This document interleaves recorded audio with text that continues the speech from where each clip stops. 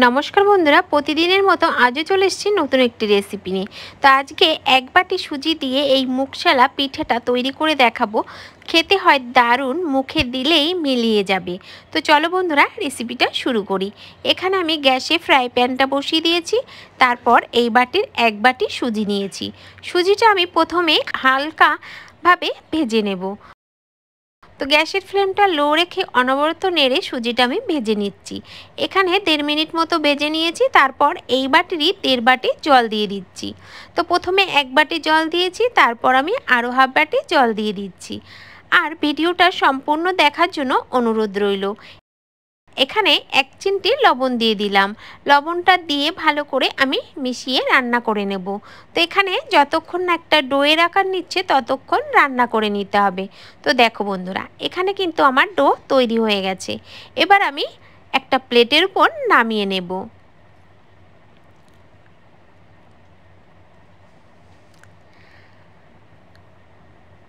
এখানে প্লেটের উপর নামিয়ে নিয়েছি। এবার আমি সাইডে সরিয়ে রাখছি।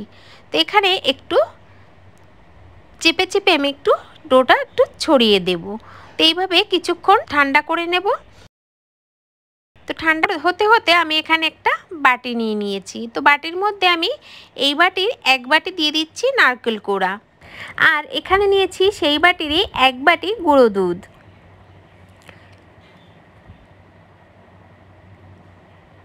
তো এখানে দিয়ে দিচ্ছি কিছুটা এলাচ গুঁড়ো। আর দিয়ে দিচ্ছি আমি এই চামচেরই 2.5 চামচ চিনির গুঁড়ো। তো তোমরা মিষ্টি যেমন খাবে ঠিক তেমনভাবেই চিনিটা ব্যবহার করবে। এবার সব উপকরণগুলো ভালো করে মিশিয়ে নেব। তো এইভাবে ভালো করে মিশিয়ে নিতে হবে। তো দেখো এইভাবে আমার মিশিয়ে নেওয়া হয়ে গেছে। তো এবার সাইডে সরিয়ে নেব। এখানে ডোটা কিন্তু অনেকটাই ঠান্ডা হয়ে গেছে। এখন আমি হাত দিয়ে এইভাবে কিছুক্ষণ মেখে নেব। তো এইভাবে মেখে একটা সফট ডো তৈরি করে নেব।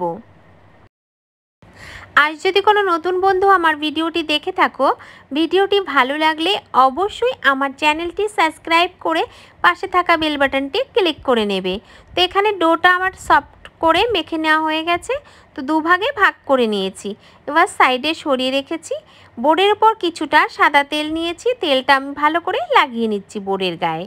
এবার একটা লেচি নিয়েছি। লেচিটা প্রথমে এইভাবে হাত দিয়ে একটু চেপে নিয়েছি। এবার বেলনি দিয়ে বেলে আমি একটা মিডিয়াম সাইজের রুটি তৈরি করে নেব। তো দেখো বন্ধুরা,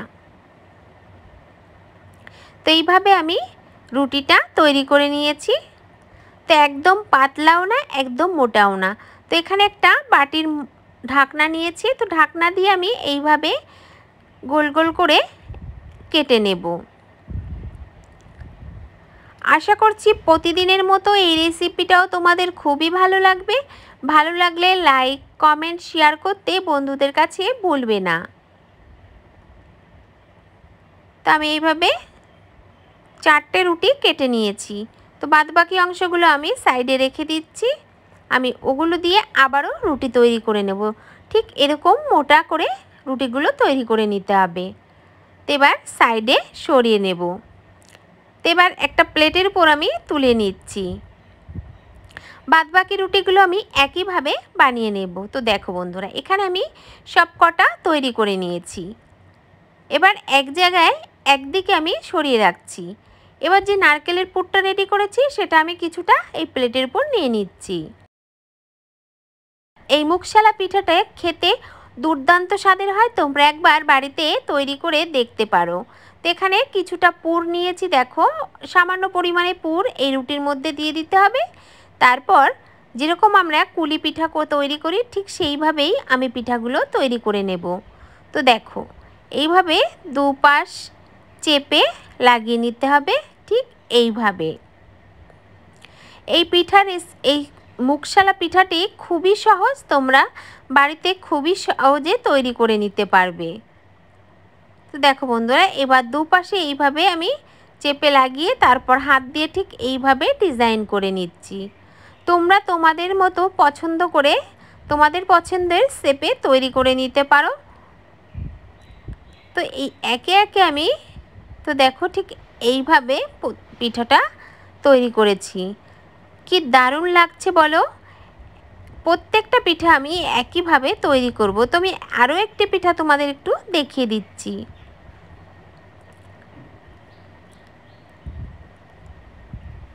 তো ঠিক এইভাবে সাইড দিয়ে মুড়ে মুড়ে আমি ডিজাইনটা করে নিচ্ছি।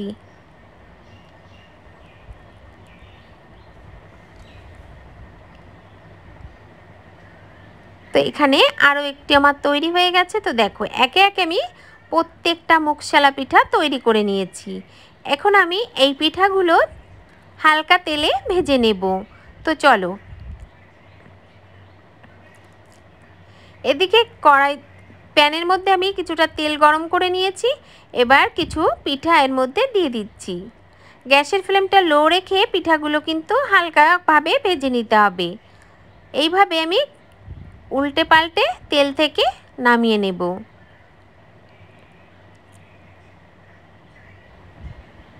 এইভাবে কিন্তু বেশিক্ষণ কিন্তু পিঠাগুলো ভাজলে ভিতরে কিন্তু চিনির শিরাটা ঢুকবে না। তো এখানে উল্টে পাল্টে আমি মিষ্টিগুলো এবার তুলে নেব। একটা ঝাঁঝরি হাতার উপর আমি তুলে নিচ্ছি। আশা করছি প্রতিদিনের মতো এই রেসিপিটাও তোমার এবার একটা প্লেটের পর নামিয়ে নিচ্ছি। তো এই একইভাবে বাদবাকি পিঠাগুলো আমি তেলে ভেজে নেব। তো দেখো এখানে কিন্তু আমার বাদবাকি পিঠাগুলো ভেজে নেওয়া হয়ে গেছে। এবার পিঠাগুলো আমি চিনির শিরায় ভিজাবো। তো তার জন্য আমার চিনির শিরাটা তৈরি করতে হবে। এদিকে কড়াই বসিয়ে দিয়েছি। কড়াইয়ের মধ্যে এই বাটি মেপে 1 বাটি চিনি নিয়েছি, আর এই বাটির 1.5 বাটি জল দেব। তো এখানে তোমরা যদি চাও চিনির বেশি খাবে তাহলে কিন্তু 1.5 বাটি জল দেওয়ার দরকার নেই, যতটা চিনি ততটাই জল দেবে। আর এখানে কিছু আমি এলাচ থেতো করে দিয়ে দিয়েছি। এবার চিনিটা যতক্ষণ না গলছে ততক্ষণ চিনির শিরাটা জাল করতে হবে। তারপর চিনি গলে যাওয়ার পর যখন চিনিটা ফুটে উঠবে, চিনির শিরাটা ফুটে ওঠার পর গ্যাসটা বন্ধ করে দিতে হবে। তারপর একে একে পিঠাগুলো আমি দিয়ে দিয়েছি। তো এবার উল্টে নেব। এইভাবে সব পিঠাগুলো উল্টে নেব।